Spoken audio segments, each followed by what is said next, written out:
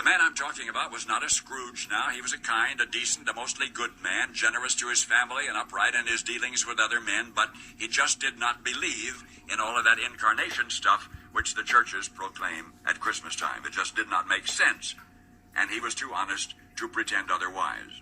He could not swallow the Jesus story about God coming to earth as a man. He told his wife, "I'm truly sorry to distress you, but I'm just not going with you to church this Christmas Eve."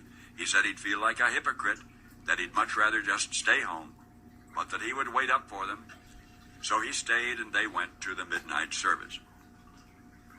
Now, shortly after the family drove away in the car, snow began to fall. He went to the window to watch the flurries getting heavier and heavier. Then he went back to his fireside chair, began to read his newspaper.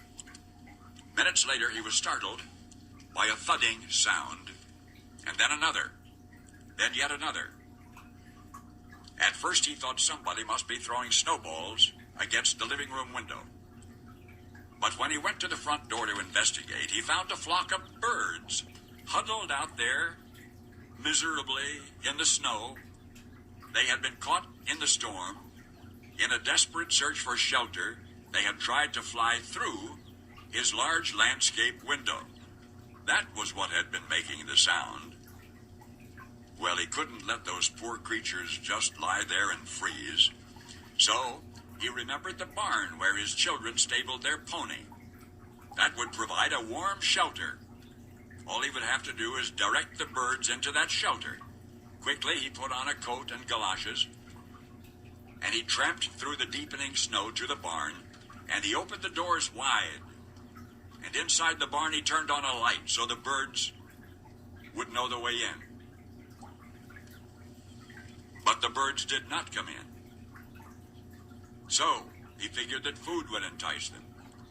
He went back into the house and fetched some breadcrumbs and sprinkled those on the snow, making a trail of breadcrumbs to the yellow-lighted, wide-open doorway of the stable. But to his dismay, the birds ignored the breadcrumbs. The birds just continued to flop around helplessly in the snow. He tried catching them. He could not. He tried shooing them into the barn by walking around them, waving his arms, but instead they scattered in every direction except into the warm-lighted barn. And that's when he realized that they were afraid of him. They were afraid of him. To him, he reasoned, "I'm a strange, terrifying creature. If only I could think of some way to let them know that they can trust me, that I'm not trying to hurt them, but to help them. But how? Any move he made tended to frighten them and confuse them. They just would not follow. They would not be led or shooed because they feared him. And he thought to himself, if only I could be a bird now. I could be a bird and mingle with them and speak their language and tell them not to be afraid. Then I could show them the way to the safe, warm barn. But I would have to be one of them, wouldn't I? So they could see and hear and understand. At that moment, the church bells began to ring. The sound reached his ears. Above the sounds of the wind. And he stood there listening to the bells. Adeste Fidelis. Listening to the bells, pealing the glad tidings of Christmas.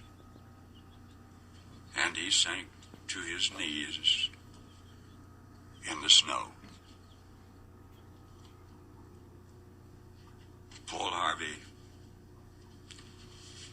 I hope for you and those you love, this will be a wonderfully Merry Christmas.